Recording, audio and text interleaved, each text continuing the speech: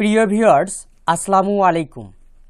HRL IT take YouTube চ্যানেলের পক্ষ থেকে সবাইকে জানাচ্ছি শুভেচ্ছা এবং অভিনন্দন। আজকের ভিডিওতে মাইক্রোসফট ওয়ার্ড দিয়ে কিভাবে খাবার প্যাকেজিংয়ের ভেতরে লেবেল তৈরি করা যায়, চলুন তাহলে আজকের এই ভিডিওর মাধ্যমে শিখব।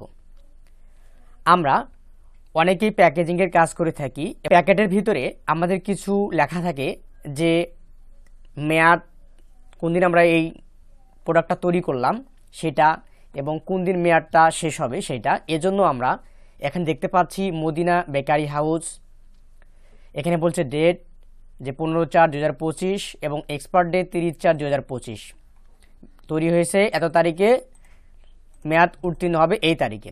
এইরকম একটি প্যাকেজিংয়ের লেবেল তৈরি করা আজকের এই ভিডিওর মাধ্যমে শিখব। চলুন তাহলে কথা না বাড়িয়ে ভিডিওটি দেখে আসি। এজন্য আমরা নতুন একটি ডকুমেন্ট নিয়ে নিলাম।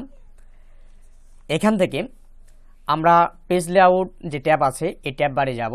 এখান থেকে মার্জিনে যাব, যাওয়ার পর এখান থেকে দেখতে পারবো যে কাস্টম মার্জিনে ক্লিক করব। ক্লিক করার পর আমরা এখানে 0.3 দিয়ে দিচ্ছি, বটমে 0.3 দিয়ে দিচ্ছি, রাইটেও 3, লেফটেও দিয়ে দিচ্ছি 3। এরপর আমরা কি পেজে কাজ করব সেই পেজটা আমরা এখান থেকে দিয়ে দিব। যেহেতু আমরা এখান থেকে A4 সাইজে প্রিন্টিং করব, এই কারণে আমরা এখান থেকে A4 পেজ দিয়ে দিলাম। এবার আমরা এখান থেকে ওকে বাটন প্রেস করব, তাহলেই আমাদের পেজটা সেটআপ হবে। এবার দেখতে পারবো কলামে আমরা ক্লিক করব। ক্লিক করার পর মোর কলামে ক্লিক করব। ক্লিক করে আমরা নাম্বার অফ কলাম এখান থেকে দিয়ে দিব 4। যেন আমরা 4টা কলাম রাখতে যাচ্ছি, 4টা দিয়ে দিলাম। এখান থেকে ওকে বাটন প্রেস করলাম। আমাদের 4টা কলাম কিন্তু এখানে হয়ে গেছে। এখন আমাদের যেটা আমরা লিখব এই লেখাটা আটানোর জন্য আমরা যে স্পেলিং যা আছে ভিতরে স্পেসটা আমরা এখানে কমাই দেব। এই কারণে আমরা আবার ওখানে যাচ্ছি, যাওয়ার পর স্পেসিংয়ের ভিতরে গিয়ে আমরা এখানে করে দিব 2, এবং প্রস্থ যেটা আছে অটোমেটিক ওইটা নিয়ে দিবে।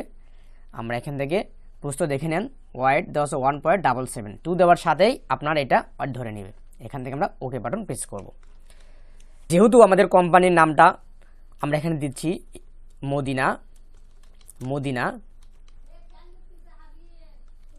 মদিনা বেকারি হাউস দিয়ে দিলাম। এরপর আমরা এখান থেকে দিব ডেট দিয়ে দিচ্ছি।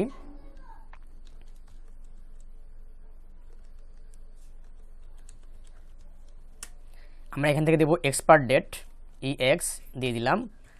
এরপর লিখব ডেট, কোলন দিয়ে দিলাম, যে 30/4/25। এখন এই ডেটটা আমরা সৌন্দর্য করার জন্য আমরা এখানে যেটা আমরা নিছি এখানে আমরা চাপাই দেব, তাহলে ঠিকঠাক হয়ে যাবে।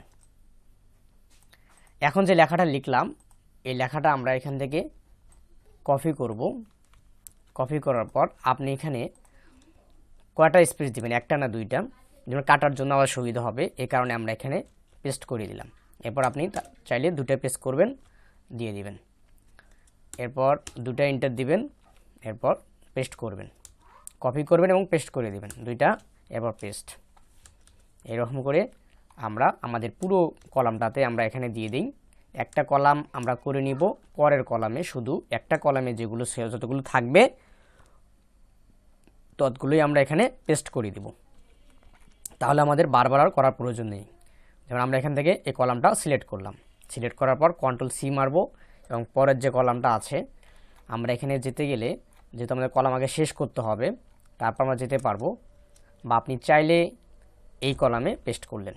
এখন আমরা এই কলামে গিয়ে একদম লাস্টে চলে আসবো। আসার পর আমরা এখান থেকে ব্রেকের মধ্যে যাব, যাওয়ার পর কলাম ব্রেক করব, এখানে পেস্ট। এরপর আমরা আবারও এই ঘরে গিয়ে পেস্ট করে দিলাম।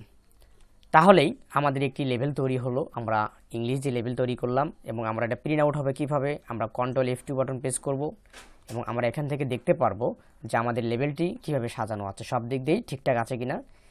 এত ফাঁক দিয়ে রাখলাম কারণ আমরা এখানে কেচিতে কাটবো, এই কারণেই, বা কাটিং মেশিনে আপনি কাটতে পারেন, সমস্যা নেই। যদি অনেকগুলো হয়ে যায় সেক্ষেত্রে কাচির দিয়ে কাটা সম্ভব হবে না। এই কারণে আমরা কাটিং মেশিন দিয়ে আমরা সবগুলো পিসগুলো এইভাবে করে নিব এবং মেশিন দিয়ে কাটিং করব। এই রকম টিউটোরিয়াল আমরা বাংলা দিয়ে একটি নিয়ে আসব পরবর্তীতে ভিডিওতে। আজকের ভিডিওটি সবার ভালো লাগলে অবশ্যই একটি ভিডিওতে একটি লাইক করবেন এবং ভিডিওতে যদি কোনো মন্তব্য থেকে থাকে আপনার অবশ্যই কমেন্ট করে জানাবেন এবং আমাদের ভিডিওতে যদি কোনো নতুন দর্শক হয়ে থাকেন অবশ্যই আমাদের চ্যানেলটি সাবস্ক্রাইব করবেন এবং আমাদের পাশে থাকবেন। ভিডিওটি শেষ পর্যন্ত দেখার জন্য সবাইকে ধন্যবাদ।